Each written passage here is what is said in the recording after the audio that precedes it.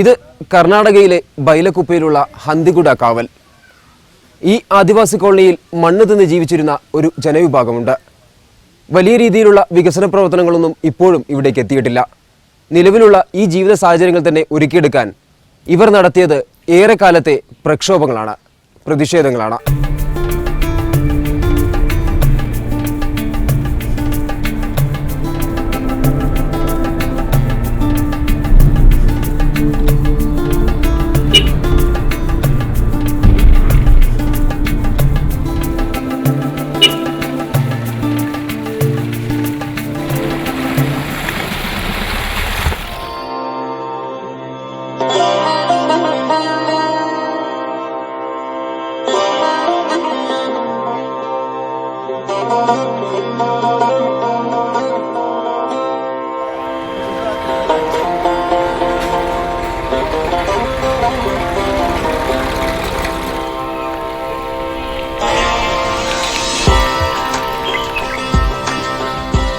ആദിവാസി വിഭാഗത്തിൽപ്പെട്ടവരുടെ നിരവധിയായ പ്രശ്നങ്ങൾ ഏറെ ചർച്ച ചെയ്യപ്പെട്ടതാണ്.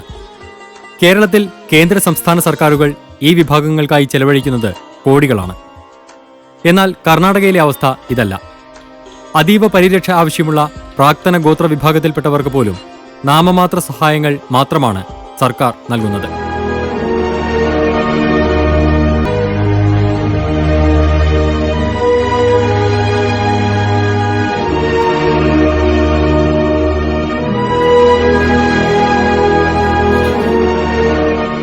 പുരോഗതി എന്ന വാക്കുപോലും ഇവിടുത്തെ ആദിവാസി ഗ്രാമങ്ങളിലുള്ളവർക്ക് അന്യമാണ്. അടിസ്ഥാന സൗകര്യങ്ങളുടെ കാര്യത്തിൽ പോലും ആദിവാസികൾ ഏറെ പിന്നിലാണ്. കുടക്, മൈസൂർ ജില്ലകളിലായി 5 വിഭാഗം ആദിവാസികളാണ് ഉള്ളത്. ഇതിൽ ഏറെയുള്ളത് സോളക വിഭാഗത്തിലുള്ളവരാണ്. കേരളത്തിലെ പണിയ വിഭാഗത്തെ പോലെയാണ് ഇവരുടെ ജീവിത രീതി. ഇത്തരത്തിൽ നിരവധി ആദിവാസി ഗ്രാമങ്ങളുണ്ട് ഇവിടെ. കൂലിപ്പണിയാണ് പ്രധാന വരുമാന മാർഗം. കൃഷി ചെയ്യാൻ ഭൂമിയില്ല. ഏറെക്കാലം നടത്തിയ പോരാട്ടങ്ങൾക്കൊടുവിൽ താമസിക്കുന്ന വീടുകളിരിക്കുന്ന 3 സെന്റ് സ്ഥലം പതിച്ചു നൽകി. എന്നാൽ ജീവിക്കാനുള്ള മാർഗങ്ങൾ ഒരുക്കുന്നതിൽ നിന്ന് സർക്കാർ പിൻവാങ്ങി. ಮತ್ತೆ ಮಣ್ಣು ತಿಂದು ಬಾಳ್ಲಿ ಒಳಗೆ ಮಣ್ಣು ಹುರ್ಕೊಂಡು ತಿಂದು ಅರ್ಧ ನಮ್ಮ ಜನರು ಅರ್ಧ ಜನ ಮಣ್ಣು ತಿಂದು ಅರ್ಧ ಊಟಕ್ಕಿಲ್ಲದೆ ಕೆಲವರೆಲ್ಲ ಕಳ್ಕೊಂಡು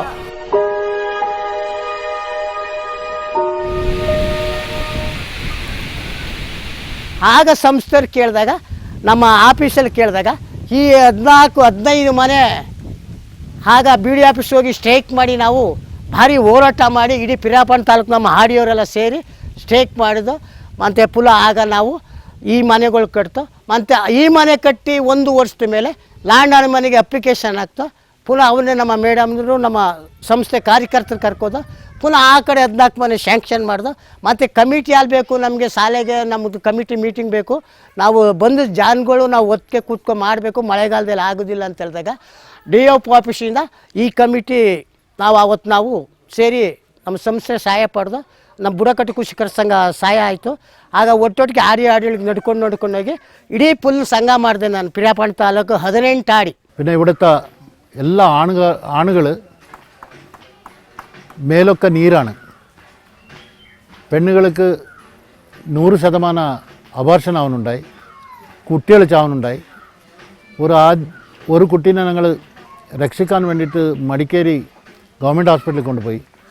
അവിടെ D-Day പോസ്റ്റ്പോൺ ആക്കാത്തറയെന്ന് പറഞ്ഞ് ആ കുട്ടി മരിച്ചു.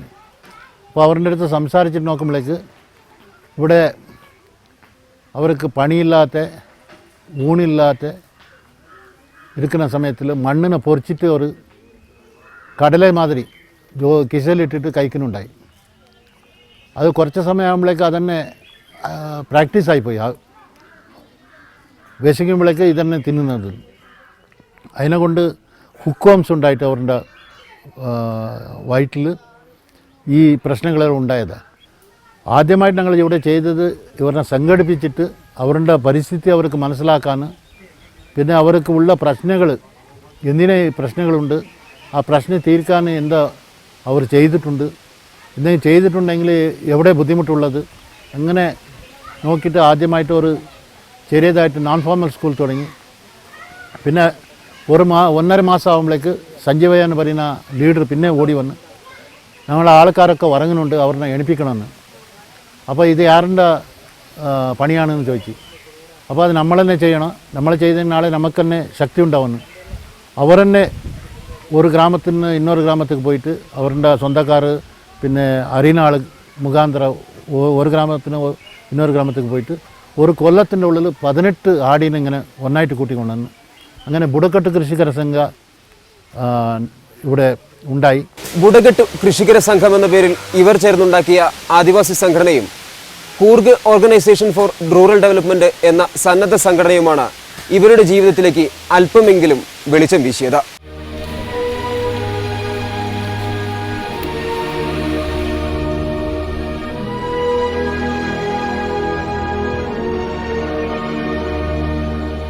കോഡുമായി ബന്ധപ്പെട്ടതിന് ശേഷമാണ് സംഘടിച്ചെങ്കിൽ മാത്രമേ തങ്ങൾക്ക് ജീവിത പുരോഗതി സാധ്യമാകൂ എന്ന തിരിച്ചറിവ് ഇവർക്ക് ഉണ്ടായത്.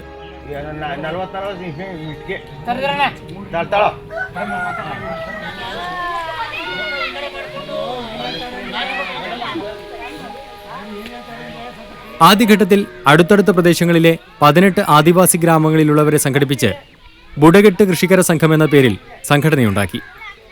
പിന്നീടങ്ങോട്ട് പ്രക്ഷോഭങ്ങളുടെ നാളുകളായിരുന്നു. നിരവധി സർക്കാർ ഓഫീസുകളിൽ കയറിയിറങ്ങി.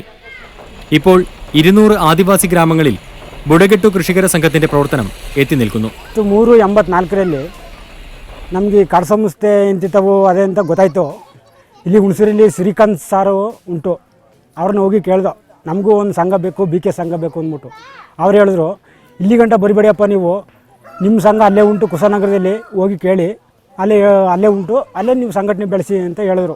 ನಾವು ಅಲ್ಲಿಂದ ಇಲ್ಲಿಗೆ ಬಂದು ಕುಶಾಲನಗರ ಹೋಗಿ ಹುಡುಕಿ ನಮ್ಮ ರಾಯಡೇವಿ ಹುಡುಕಿ ಕರ್ಕೊಬಂದು ನಾವು ಇದು ಮಾಡಿದಾಗ ಆಗ ನಮಗೆ ಒಂದು ಅಧಿಕಾರಿಗಳು ತಾವು ನಿಮ್ಮಂಥ ಸ್ಟೂಡೆಂಟ್ಗಳು ತಾವು ಮಾತಾಡೋಕ್ಕೆ ನಮಗೆ ಒಂದು ಧೈರ್ಯ ಬಂತು. ಆಗಿಂದ ಈಗ ಬಂದಮೇಲೆ ಧೈರ್ಯ ಬಂತು. ಅವರು ನಮ್ಮ ಮೇಲೆ ಇಲ್ಲ ಇದು ನಮ್ಮ ಜಾಗ ಅಂದ್ಬಿಟ್ಟು ನಮ್ಮ ಮೇಲೆಲ್ಲ ಕೇಸಲ್ಲಿ ಹಾಕಿ ಕೋರ್ಟ್ಗೆಲ್ಲ ಹೋಗಿ ಇದೇ ನಮ್ಮ ಸಾರ್ ಕೇಳ್ದೆ ಹೋಗಿ ಏನು ಮಾಡೋದು ಸರ್ ಹಿಂಗೆಲ್ಲ ಕೇಸ್ ಹಾಕಿದ್ದಾರೆ ಏನು ಮಾಡೋದು ಅಂತ. ಅಪ್ಪ ಅದು ನಿಮ್ಮ ಜಾಗ, ಲಾಯರಿ ಕಟ್ಟಿ ಆ ದಾರಿ ನಾವು ತೋರಿಸ್ತೀವಿ, ಲಾಯರಿ ಕಟ್ಟಿ ಇದು ಮಾಡಿ ಅಂದ್ಬಿಟ್ಟು ಅವರು ಕೇಸ್ ಹಾಕ್ಕೊಂಡ್ರು. ನಾವು ಲಾಯರಿ ಕಟ್ಟಿ ಕೋರ್ಟೆಲ್ಲ ತಿರುಗಿ ಈಗ